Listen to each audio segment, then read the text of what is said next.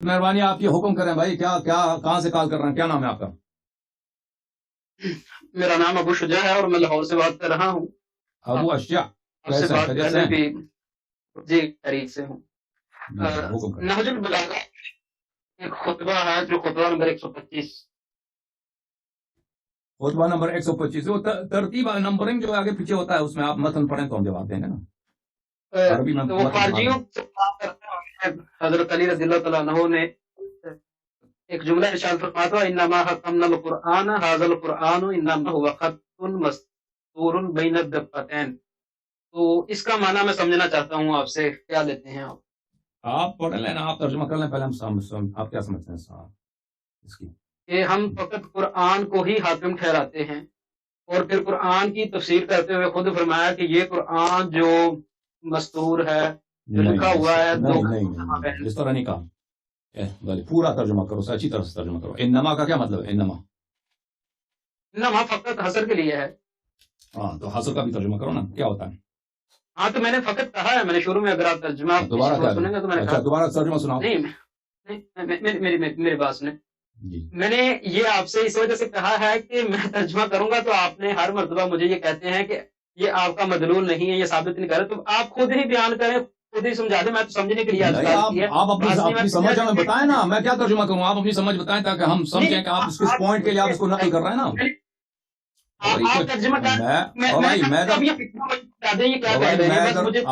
کرنا ہے نا تو گوگل میں لگاؤ، ادھر ٹرانسلیٹ کر لیتا آپ کے لیے. میں ادھر ترجمہ کرنے کے لیے نہیں بیٹھا. آپ ادھر کسی پوائنٹ کے لیے نا، یہ آپ نے سوال کیا نا، کوئی پوائنٹ ہوگا، کوئی مقصود ہوگا تو ہمارے لیے واضح ہو جائے. آپ ترجمہ کر رہے ہیں. یہ ہے کہ میری سنیں، میں پوائنٹ یہی صرف آپ سے عرض کر رہا ہوں کہ مجھے یہ خطبہ سمجھا دیں. میں نے سمجھنے کے لیے آپ سے کال کی ہے ابھی. آپ یہی پوائنٹ نا کہ آپ یہ مجھے صرف سمجھنا. جی میں سمجھنا چاہتا ہوں اس کے علاوہ. ہاں صرف کوئی پوائنٹ نہیں ہے، کوئی پوائنٹ نہیں ہے، اور کوئی پوائنٹ نہیں ہے، کوئی ہدف نہیں ہے آپ کا. کوئی ہدف نہیں ہے. کوئی ہدف تو ہے نا. پوائنٹ کیا ہے؟ میں نے یہ اس وجہ سے کہا ہے کہ گزشتہ دیکھیں، میں نے اس وجہ سے یہ کہا کہ گزشتہ 2 مرتبہ میں نے کچھ روایات پڑھی تھی تو آپ نے مجھے بارہا یہ کہا، بعض اوقات آپ نے یہ کہا یہ آپ کی کتب ہے، پھر آپ نے کہا کہ اس میں سے وہ آپ جو ثابت کرنا چاہتے ہیں وہ نہیں ہوتا. تو میں اس مرتبہ کہتا ہوں کہ چلیں اس سے میں ثابت نہ ہی کروں، آپ سے ہی پوچھ لیتا ہوں تاکہ مجھے پتہ چل جائے آپ کیا طویل کرتے ہیں. پہلے آپ اپنی سمجھ مجھے بتائیں نا کہ اس جملات سے آپ کیا سمجھتے ہیں، اس عبارات سے. انما هو خط مستور بین الدفتین، اس سے آپ کیا سمجھتے ہیں؟ اس سے کیا مراد؟ تو قرآن فقط وہی ہے جو 2 گتوں کے مابین ہے. نہیں، یہ غلط سمجھ رہے ہیں آپ. چلیں ٹھیک ہے، آپ مجھے فرما دیں جس طرح بھی میں سن لیتا ہوں. میں سن رہا ہوں. ماں باپ بھی پڑھے نا، اس کے ماں باپ بھی پڑھے، اس کے بعد کیا ہے؟ آپ غلط سمجھ رہے ہیں. آپ ماں باپ بھی پڑھیں اس کے. آپ کے پاس نہج البلاغہ ہے، پڑھ دیں یا میں خود کھولوں پھر اپنے پاس؟ اپنے پاس کھولیں نا آپ. میں آپ سے کہہ رہا ہوں اس کے ماں باپ بھی پڑھے نا. نہیں میں یہ عرض کر رہا ہوں کہ آپ کے پاس ہے، میں تو سننا چاہتا ہوں. یہ نہج البلاغہ میرے پاس ہے، کیوں نہیں؟ آپ پڑھیں.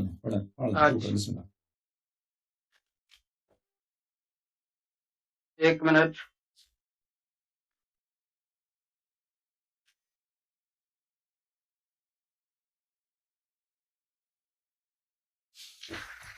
بھائی چھوڑ دیں، میں پڑھتا ہوں آپ کے. جی اوکے.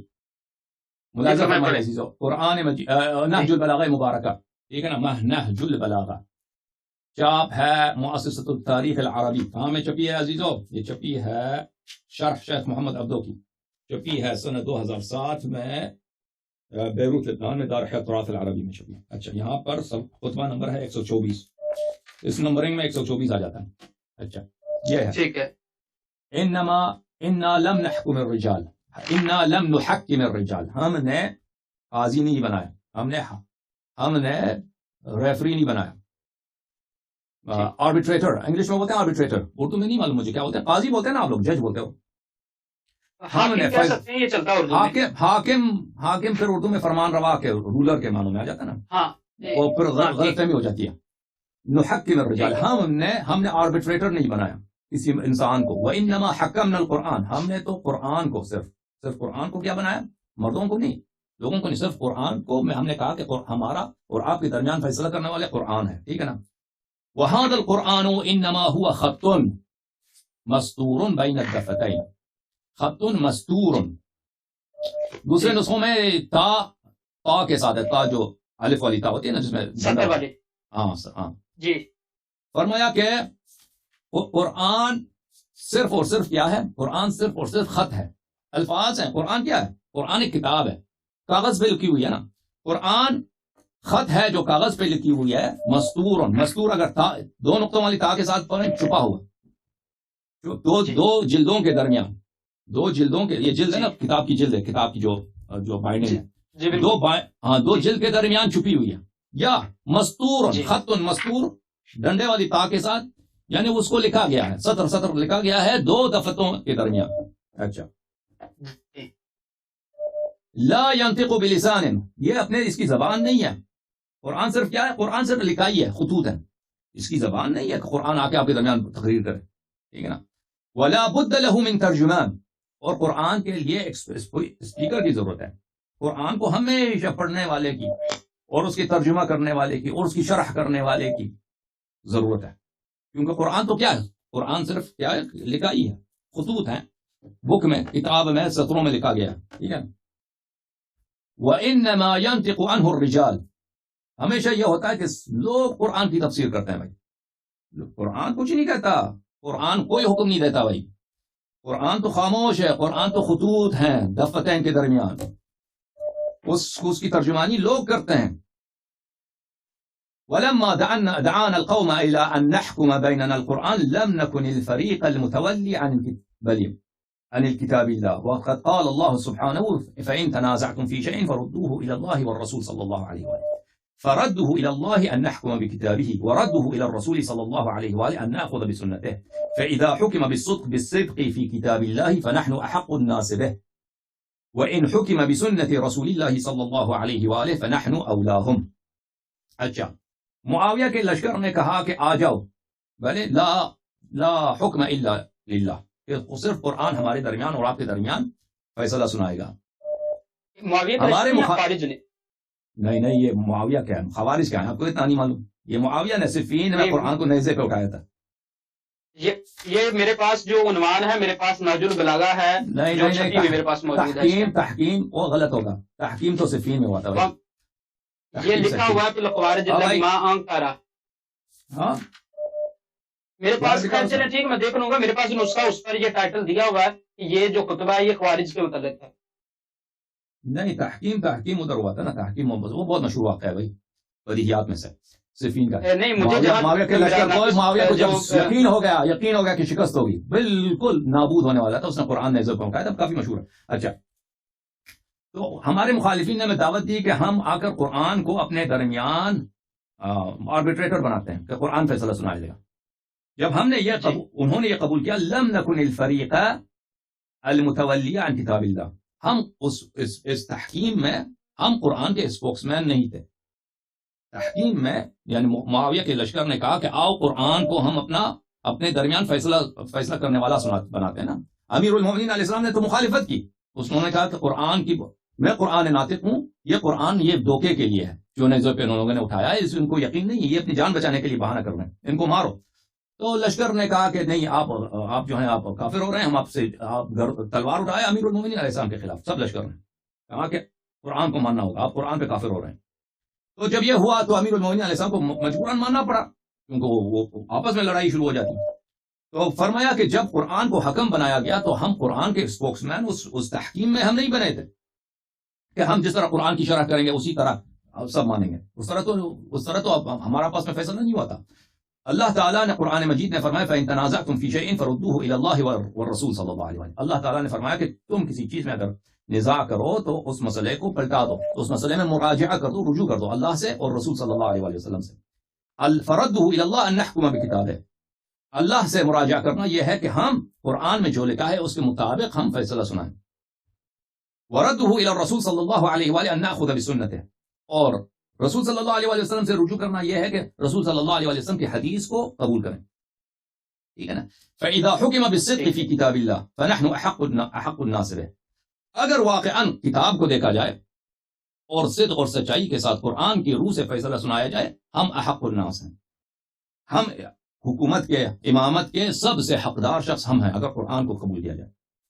وَإِذَا حُكِمَ بِسُنَّةِ رَسُولِ اللَّهِ صلی اللہ علیہ وآلہ فَنَحْنُ أَوْلَاهُمْ بِهِ. اور اگر سنت کے روح سے فیصلہ سنایا جائے تو سب لوگوں سے زیادہ اولا احق بالامامہ ہم ہیں. ٹھیک ہے نا, قرآن کے روح سے بھی سنت کے روح سے. اچھا بہرحال اس فقرے کے روح سے عزیزو, اس فقرہ یہ ہے اس خطبہ میں, وَهَذَا الْقُرْآنُ إِنَّمَا هُوَ خَطٌّ مَسْطُورٌ بَيْنَ الدَّفَّتَيْنِ, کہ قرآن تو صرف الفاظ ہیں, خطوط ہیں, لکھائی گئے ہیں دفتین کے درمیان. اس کا مطلب یہ نہیں ہے کہ قرآن اس کے علاوہ اور نہیں ہے. اگر آپ کا مقصود یہ ہے, اس جملے کا مقصد یہ نہیں ہے, ٹھیک ہے نا. اب آئی بات سنا, میں بات ختم ہونے دوں.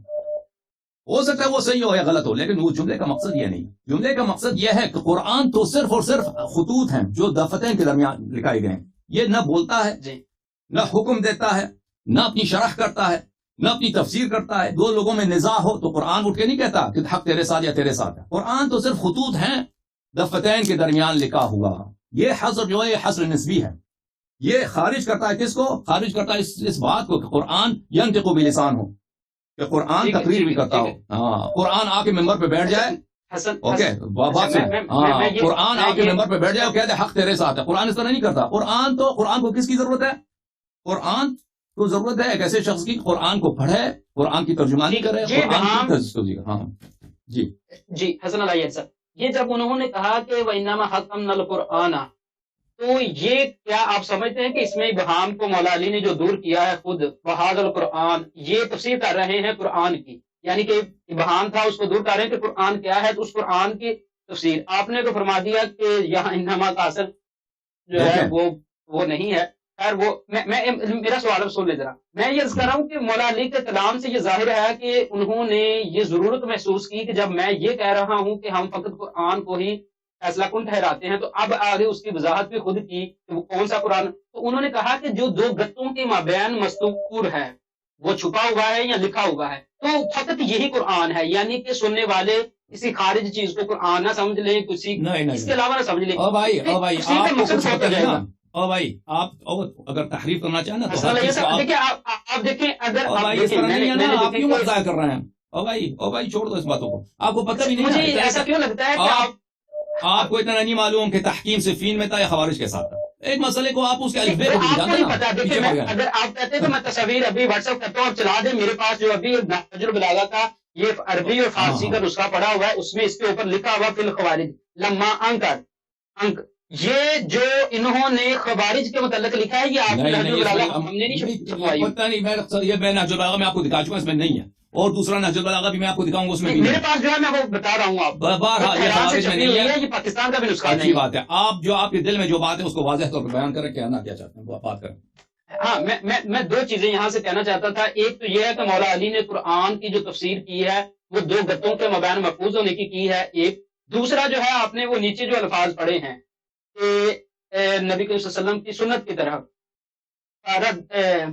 فردوہ الی رسول ان ناخذ بسنتی. اب یہاں جو اگر دیکھتے ہیں تو آپ کا حدیث ثقلین کے متعلق جو کہنا کہ جو جس میں کتاب اللہ اور سنت کا ذکر ہے تو آپ اس کو کہتے ہیں کہ وہ روایت ضعیف ہے, جبکہ اس خطبہ سے لازم آتا ہے کہ مولا علی نے بھی اہل بیت کا ذکر نہیں کیا بلکہ یہ ذکر کیا کہ ہم کتاب اللہ اور سنت, اور پھر آگے پھر رسول صلی اللہ علیہ وسلم کی سنت کا ذکر کیا. ایک میں سن لیں, آپ جواب دیجیے گا, میں سنوں گا. تو اس سے معلوم ہوتا ہے کہ مولا علی کو بھی پتا تھا کہ رسول اللہ صلی اللہ علیہ وسلم نے قرآن چھوڑا ہے, تو پہلے حکم کے طور پر انہوں نے قرآن پیش کیا, پھر انہوں نے سنت کا ذکر کیا. اہل بیت کا ذکر اس طرح نہیں کیا ہے. اہل بیت محافظ ضرور ہیں جس طرح انہوں نے ذکر کیا کہ ہم اولا اس کا معنی پر کلام کریں گے, لیکن آپ سنت والی روایت کو اہل سنت کی کتابوں میں ضعیف کہیں گے تو کم از کم نہج البلاغہ کے مطابق تو وہ ثابت شدہ, اس کو تو مانا کریں نا. آپ کہاں ہم یہ مانتے ہیں کہ اہل بیت کا ذکر بھی ہے. کیوں تنگ کرتے ہو, کیوں ان جہالات کو کہیں اور لے کے جاؤ بھائی, ان باتوں کو کیوں تنگ کرتے ہو, کیوں اذیت کرتے ہو. اب بات سنو نا, پھر میں مجھے پہلے یہ ہوتا ہے ذاتی حملے کرتے ہیں. ہم نے آپ کے لیے کوئی ایسا لفظ استعمال نہیں کیا کہ جو آپ کے پاس مہمان آتے ہیں تو اس طرح آپ اس کو تنگ سمجھ. میں آپ کے سامنے مولا علی کا کلام پڑھ رہا ہوں, آپ جہالت کہہ رہے ہیں. آپ مجھے بات کر رہے ہیں, مولا علی کا کلام پڑھا ہے, میں نے اپنی طرف سے سن لیا بھائی آپ کی بات. آپ نے دو نقطے کا ذکر کیا, ان کا جواب دینے دو. پہلی بات یہ ہے کہ اس کو نہیں معلوم ہے شخص کو کہ وہاں پر تحکیم کے مسئلے میں یہ ہوا تھا کہ معاویہ کی فوج نے قرآن نیزے کو اٹھایا تھا اور کہا تھا کہ ہم قرآن ہمارے اور آپ کے درمیان فیصلہ سنائے گا. امیر المؤمنین علیہ السلام نے مخالفت کی, یہ نہیں سنایا قرآن ناطق میں ہوں, قرآن یہ فیصلہ نہیں سنائے گا. اس کو چھوڑ دو، ان کو مار دو، معاویہ کے لشکر کو تباہ کر دو. خوارج نے نہیں سنا، بعد میں یہ لوگ خوارج بنے. خوارج وہیں سے شروع ہوئے تھے. اگر کسی نہج البلاغہ کے نسخے میں خوارج بھی لکھا ہے تو اس لیے کہ خوارج کی آغاز وہاں سے ہوا، صفین سے ہوا. خوارج نے امیر المؤمنین علیہ الصلوۃ والسلام کی اس وقت خارجی نہیں تھے، وہ اس لشکر میں تھے. انہوں نے بیعت کیا تھا، انہوں نے کہا کہ ہم آپ کی بات کو نہیں مانتے. جب معاویہ کی لشکر، وہ ہمارے مسلمان بھائی ہیں، وہ کہہ رہے ہیں کہ قرآن کو ہم حاکم بناتے ہیں، قرآن فیصلہ سنائے گا، تو آپ کی مخالفت کر رہے ہیں. ان کی بات کو سنا. امیر المؤمنین علیہ السلام نے بہت اصرار کیے کہ آپ ان کی بات کو نہ مانیں، یہ ایک دھوکہ ہے معاویہ کی جانب سے، عمرو بن العاص کی جانب سے. تو انہوں نے نہیں مانا، تلوار اٹھایا امیر المؤمنین علیہ السلام کے خلاف کہ ہم آپ سے قتال شروع کر دیں گے. جب امیر المؤمنین علیہ السلام نے یہ دیکھا تو انہوں نے مالک اشتر کو پیغام دی کہ واپس پلٹ جاؤ. مالک نے کہا تو میں تو معاویہ کے خیمے کے بالکل قریب پہنچ چکا ہوں، مجھے بس کچھ منٹ دے دیں، میں معاویہ کو قتل کر دوں گا، اس کا سر بدن سے جدا کر دوں گا. میں تو اس کو بالکل اس کے قلب میں پہنچ، اس کے لشکر کے دل میں پہنچ چکا ہوں، اس کے خیمے کے قریب ہوں. امیر المؤمنین علیہ السلام نے پھر پیغام بھیجا کہ اگر تم چاہتے ہو کہ میں زندہ رہوں، یہ لوگ مجھے قتل کر دیں گے، تو واپس آ جاؤ. تو جنگ روک دیا گیا. اس کے بعد وہاں پہ حکم بنایا. حکم نعرہ پہلا کیا تھا کہ قرآن کو حاکم بناتے ہیں.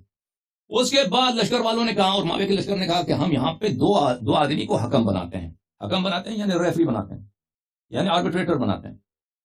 تو امیر المؤمنین علیہ الصلوۃ والسلام کی جانب سے عبداللہ بن عباس، انہوں نے کہا عبداللہ بن عباس کو بھیجو، اور معاویہ کی جانب سے عمرو بن العاص.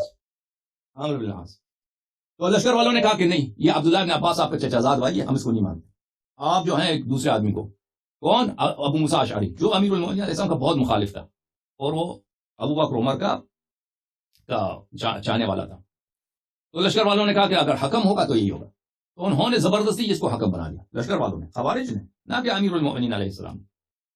تو وہاں پہ وہاں پہ ہو گئے آپس میں فیصلہ کرنا. انہوں نے آپس میں کیا کیا؟ تو عمرو بن العاص تو بہت چالاک آدمی تھا، وہ ابو موسیٰ اشعری ایسے ہی سادہ آدمی تھا. اس نے کہا کہ جا کے تم ممبر پہ چڑھو اور کہہ دو کہ میں امیر المؤمنین علیہ السلام کو عزل کرتا ہوں خلافت سے، اور میں بھی جاؤں گا ممبر پہ تیرے بعد اور کہہ دوں گا کہ معاویہ کو میں عزل کرتا ہوں، اور مسلمان ایک تیسرا شخص کو خلیفہ بنا دیں. ختم بات. تو اس کے بعد وہ عمرو بن العاص، جب باری آئی کہ دونوں مذاکرات کرنے کے بعد ممبر پہ چڑھنے کی بات آئی، تو عمرو بن العاص نے کہا کہ آپ بزرگ آدمی ہیں، آپ صحابی ہیں، فلاں فلاں فلاں، آپ پہلے چلے جائیں. وہ پہلے چلا گیا ابو موسیٰ اشعری. وہ ممبر پہ چل کے کیا کہا اس نے انگوٹھا اپنے ہاتھ سے اتارا. کہا جس طرح میں اپنا انگوٹھا ہاتھ سے اتارتا ہوں، میں نے اسی طرح علی علیہ السلام کو خلافت سے عزل کیا، اب وہ خلیفہ نہیں ہے. ختم بات. ممبر سے نیچے اترا ہے، اور وہ بھی نمائندہ بھی تھا امیر المؤمنین علیہ السلام کے لشکر کا. امیر المؤمنین علیہ السلام نے اس کو نمائندہ نہیں بنایا تھا، لشکر والوں نے بنایا تھا اس کو زبردستی. اس کے بعد جو ہے عمرو بن العاص چلا گیا ممبر پہ. اس نے کہا کہ جس طرح میں یہ انگوٹھے کو اپنے ہاتھ سے نکالتا ہوں، میں نے معاویہ کو خلافت سے عزل کیا. پھر دوبارہ انگوٹھا ہاتھ میں ڈال دیا اور کہا جس طرح میں انگوٹھا دوبارہ اپنے ہاتھ میں داخل کرتا ہوں، میں نے معاویہ کو دوبارہ خلیفہ بنا دیا، معاویہ آپ کا خلیفہ. ختم. تو اس نے اس طرح دھوکہ دے دیا. تو لشکر والے سب جو ہے پریشان ہو گئے کہ بھیا کیا چکر، ہم معاویہ سے تو لڑ رہے تھے، یہ تو دوبارہ معاویہ خلیفہ بن گیا. پھر انہوں نے کہا کہ یہ جو ہے یہ کیا ہے، یہ ایک غلطی ہو گئی ہم سے، ہم کافر ہو گئے. ہم اس لیے کافر ہو گئے کہ ہم نے عمرو بن العاص کو اور ابو موسیٰ اشعری کو ہم نے حکم بنایا. یہ فسق تھا، یہ خطا تھا، ہم کافر ہو گئے، ہمیں توبہ کرنا چاہیے. تو خوارج نے اپنے کفر کا اعتراف کیا، پھر انہوں نے کفر سے توبہ کیا، اور پھر آگے امیر المؤمنین علیہ السلام کے پاس کہ آپ بھی کافر ہو گئے، آپ بھی کفر سے توبہ کریں. امیر المؤمنین علیہ السلام نے کہا کہ حکم تو آپ لوگوں نے بنایا تھا، حکم تو آپ لوگوں نے بنایا تھا، میں نے تو حکم نہیں بنایا تھا، اور یہ میں کافر بھی نہیں ہوا، میں کفر سے توبہ بھی نہیں کروں گا.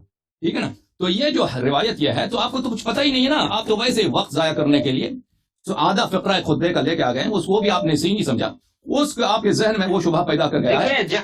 اور چپ کرو نا یار، مجھے بات کرنے دو، بات کرنے دو. گفتگو کی ہے وہ تو میرے خیال سے لیٹ ہی نہیں کرتی، بات کر رہے ہیں. او بھائی پلیز خاموش رہو، پلیز خاموش رہو. اس میں جو ہے نا، میں آخری دفعہ کے لیے آپ کو توضیح دیتا ہوں، پھر آپ سے خداحافظی ہوگی، کیونکہ آپ بس کوئی عاقلانہ بات ہے ہی نہیں. صفحہ نمبر 209 یہ نہج البلاغہ. انا لم نحکم الرجال، ہم نے کسی انسان کو جو ہے حاکم نہیں بنایا، اس کو قاضی نہیں بنایا. انما حکمنا القرآن، ہم نے قرآن کو حاکم بنایا، حکم بنایا، یعنی اس کو قاضی بنایا. وهذا القرآن، یہ قرآن انما هو خط مستور بین الدفتین، قرآن تو ایک خط ہے. دو صرف اور صرف قرآن کیا ہے، صرف اور صرف قرآن دو گتیوں کے درمیان اوراق ہے، لکھائی ہے. وہ خود نہیں بولتا. حاصل جو ہے اس بات کو رفع کرنے کے لیے، دفع کرنے کے لیے، قرآن اس کے علاوہ کچھ بھی ہے. قرآن آپ کے خود فیصلے سناتا ہے، قرآن فیصلے نہیں سناتا. یہ اس بات کے لیے نہیں ہے کہ یہ جو بین الدفتین ہے یہ کامل ہے. اس کی اس کی وضاحت کے لیے نہیں ہے، اس کو بیان کرنے کے لیے نہیں ہے، کسی کو وہاں پہ شبہ نہیں تھا۔ واہ بھائی بات سنو، تم سیکھو مجھ سے، تیرے لیے بہت یہی کمال ہے کہ تم میرے کلمات کو سیکھ لو، تیرے لیے کوئی کمال نہیں کہ تم مجھ پہ اعتراض کرو۔